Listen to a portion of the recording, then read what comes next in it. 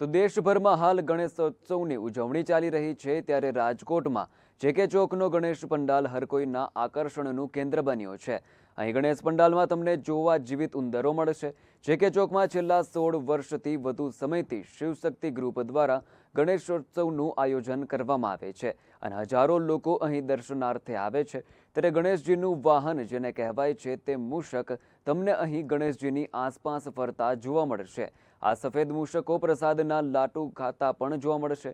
દરરોજ હજારોની સંખ્યામાં લોકો ગણપતિ દાદાના દર્શન માટે આવે છે। આ ગણેશ પંડાલની વિશેષતા એ છે કે અહીંયા ગણપતિ દાદાની મૂર્તિની આસપાસ 5 જેટલા જીવિત સફેદ ઉંદરો દાદાની પ્રદક્ષિણા કરતા જોવા મળે છે। આ ઉંદરો પ્રસાદના લાડુ પણ ખાતા જોવા મળે છે।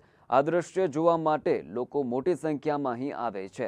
ખાસ કરીને બાળકોમાં આ સફેદ ઉંદરોને જોવા માટે ખૂબ જ ઉત્સુકતા જોવા મળે છે અને તેઓ આ સફેદ ઉંદરોને ગણપતિ દાદાની આજુબાજુ ફરતા જોઈને ખૂબ જ ખુશ થઈ જતા હોય છે। તેવા દ્રશ્યો આ પંડાલમાં જોવા મળે છે। આકર્ષણનું કેન્દ્રમાં એવું છે કે આ વખતે અમે લોકો જર્મન ડૂમ રાખ્યો છે કે સૌરાષ્ટ્રમાં પહેલીવાર જર્મન ડૂમનું જો આગમન કર્યું હોય તો આ શિવશક્તિ યુવા ગ્રુપે કર્યું છે।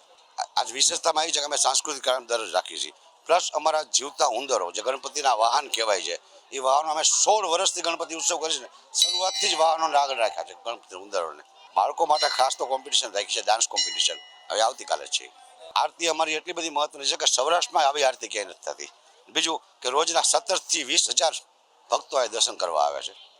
ખાસ તો એ છે કે આકર્ષણ કેન્દ્ર એટલા માટે બન્યું છે કે જે ભક્તો અમારે અહીંયા આવે છે ને એ ભક્તો થકી જ અમે આકર્ષણ કેન્દ્ર બની શકીએ છીએ, કારણ કે જેટલા ભક્તોને આ બધા અખબારોમાં બધી વાંચે છે અને અમારે અહીંયા સરેરાશ રોજના 20 થી 25 જે ભક્તો આવે છે ને એ જ અમારું મોટું આકર્ષણનું કેન્દ્ર છે। અને બીજું કે ભક્તો જો આવશે તો અમારું આકર્ષણ કેન્દ્ર વધી જશે।